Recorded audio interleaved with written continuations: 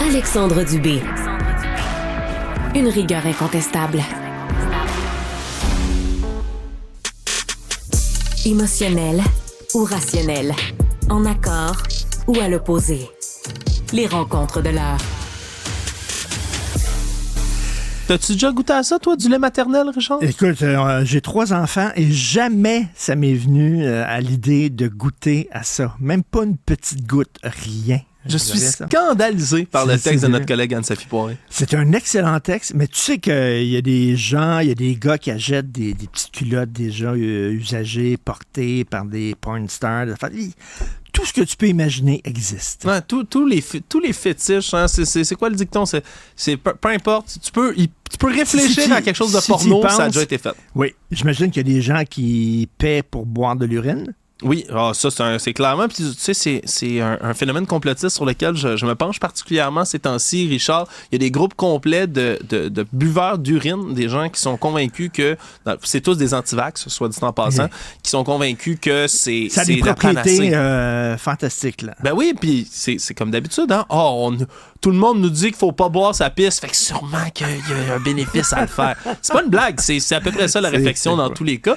J'ai vu une photo charmante d'ailleurs dans un groupe Facebook comme ça d'un homme qui fait vieillir son urine, hein. C'est comme un bon vin, ça prend. C'est comme un steak, là, des steaks vieillis.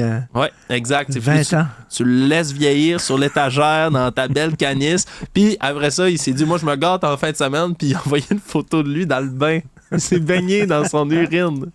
J'ai le goût de m'arracher les yeux, Richard. Je sais pas quoi dire. Je reviendrai un jour avec ça comme sujet. Tu sais que Marc Brunet, donc le scénariste du Cœur à ses raisons, une nouvelle série humoristique avec Anne Dorval qui s'appelle Splendeur et influence, où il rit des influenceurs. Je sais qu'à mon âge, on n'a pas le droit de rire des influenceurs parce que, OK, boomer, t'es un vieux schnock, tu comprends rien, tout ça. Mais je vais te montrer une vidéo qu'une influenceuse québécoise a fait, une vraie, mais ça a l'air d'un extrait de la série de Marc Brunet. Alors, pour ceux qui nous écoutent seulement en audio, on va passer la vidéo puis je vais la décrire après, OK? J'en passe un petit extrait, on écoute ça. Si tu connais pas encore ce hack-là, je te le partage parce que c'est littéralement un game changer. Je vais littéralement changer ta décoration en 1 seconde. Je suis présentement au Renaissance à la friperie. Dans la section livres, je te montre pourquoi.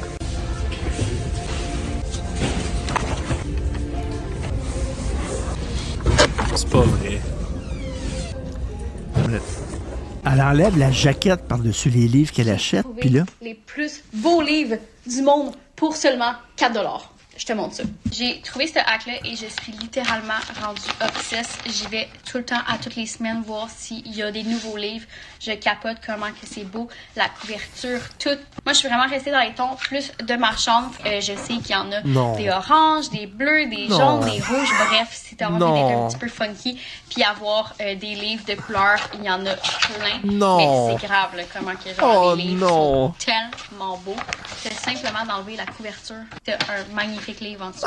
T'enlèves la couverture, puis là, t'as des livres de toutes sortes de couleurs. Elle choisit ses livres selon la couleur du livre. Parce que c'est de la déco, c'est pas fait pour puis lire un livre. Hein? C'est ça, elle met ça dans sa bibliothèque, et là, c'est des teintes d'orange, de jaune, de rouge. L'arc-en-ciel de la lecture qu'on n'ouvrira jamais, dans le fond.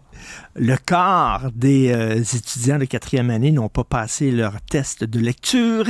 Et ça devient ça, hein? Ça devient exactement ça, où elle choisit ses livres selon la couleur. Puis là, elle savait pas que dans un livre, il y a comme une couverture, puis que quand tu enlèves la couverture, il y a autre chose derrière.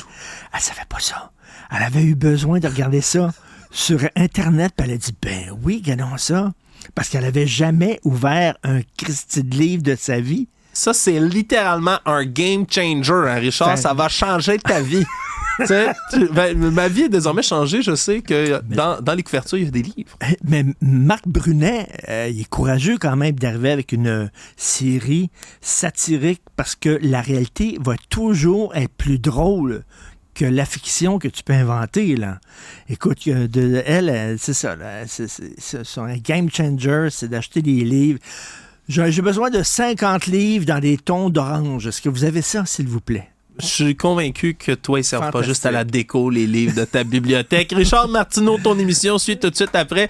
Merci à vous tous d'avoir été à l'écoute à la maison toute la semaine. Alexandre Dubé reviendra au courant des prochains épisodes. Merci à Jean-François Roy qui est à la console, Marianne Bessette, Maximile Sawyer, ainsi que Madame Funk qui sont ici à la recherche de cette émission. Merci, à la prochaine.